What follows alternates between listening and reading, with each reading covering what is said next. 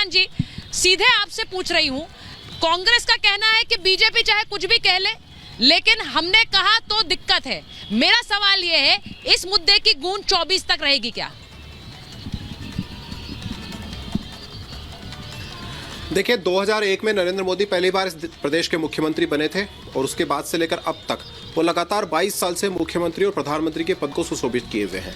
जिस व्यक्ति को ये कभी मैदान में चुनौती नहीं दे पाए, जिस व्यक्ति को कभी ये चुनाव में हरा नहीं पाए, उस व्यक्ति के खिलाफ इन्होंने जितना जहर उगला है, चाहे इनकी राष्ट्रीय अध्यक्षा रही सोनिया गांधी जी हों या चाहे इनके नीचे के लोग हों, लगातार ये लोग उनके बारे में बयान करते हैं। लेकिन देश की जनता जिस नेता को अथाह प्यार करती है, उसके ऊपर जिस तरह ये बदजुबानी करते हैं, उसको वो बर्दाश्त नहीं करती। आप किसको क्या बोल रहे हो, आपको ये ध्यान रखना चाहिए।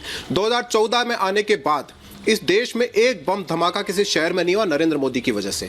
आज इस देश में गरीबों को शौचालय मिल रहे हैं, उनको गरीब कल्याण योजना का लाभ मिल रहा है। इस देश में लोगों को पक्के मकान बनाकर दिए जा रहे हैं। इस देश की महिलाओं को वहां पर उज्ज्वला योजना के कनेक्शन दिए जा रहे हैं। ये सब कुछ नरेंद्र मोदी जी की वजह से हो रहा है। आज इंफ्रास्ट्रक्चर का डेवलपमेंट किस तरीके से हो रहा है देखिए आप। 38 किलोमीटर पर डे सड़क बन रही है, विमानों की संख्या दुगनी हो गई है। भारत दुनिया की 5वीं बड़ी अर्थव्यवस्था बन गया है। जो महंगाई की दर 2013 में 11% छोड़कर गए थे 2014 में, आज वो 5% से नीचे आई हुई है। विकास दर दुनिया के विकसित देशों से ऊपर भारत की बनी हुई है। आप उस नरेंद्र मोदी के बारे में आप क्या बोलते हैं? आज देश की जनता जिस नेता को अथाह प्यार करती है, जिसके बारे में कुछ भी गलत सुनने को तैयार नहीं है, आप किससे उसकी तुलना कर रहे हैं? वो राहुल गांधी जो जब कभी जो कांग्रेस के मुख्य धारा में आए, वहां का राष्ट्रीय उपाध्यक्ष बने, राष्ट्रीय अध्यक्ष बने, तब से लेकर अब तक जिस राज का सूरज कभी डूबता नहीं था, उसका कहीं उगने का ही नाम नहीं ले रहा है। पूरे देश से कांग्रेस पार्टी खत्म हो गई है, पूरे प्रदेशों से कांग्रेस पार्टी खत्म हो गई है। तो देश की जनता या इस शब्द को बनाने वाले लोग तय कर लें कि पनौती कौन है।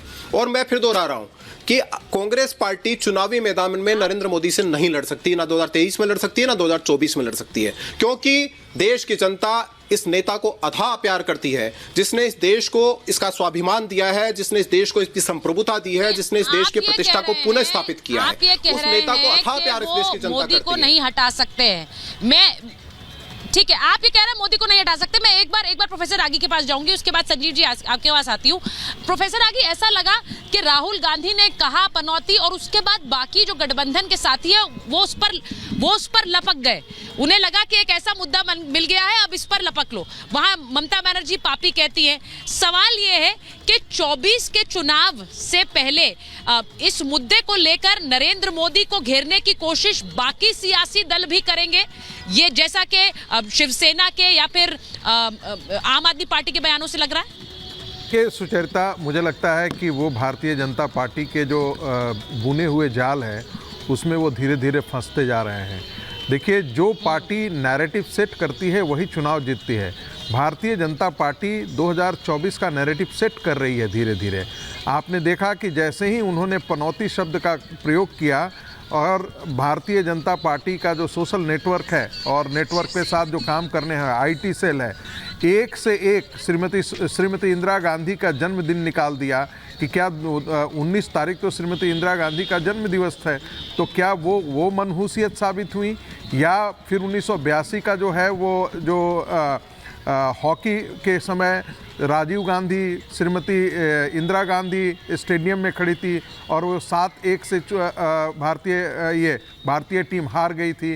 फिर भारतीय जनता पार्टी ने इन पर प्रहार किया, कहा कि क्या तब वो श्रीमती गांधी मनहूस थी। फिर यहाँ तक कि व्यक्तिगत टिप्पणी तक आ गई कि एक व्यक्ति, आप सोशल मीडिया में मैं देख करके हैरान था, राजनीति का कितना स्तर नीचे आया है कि आप देखिए कि कांग्रेस ने क्या मौका दिया कि एक गांधी परिवार की महिला अपनी सास को खा गई, अपने पति को खा गई। अब इस तरह की भाषा का प्रचलन इस आम भाषा के, जिसको कहते हैं न्यू नॉर्मल जैसा होते जाना है। तो ऐसी नौबत कांग्रेस क्यों ला रही है जिससे कि भारतीय जनता पार्टी को उस पर प्रहार करने का वो मौका दे रही है?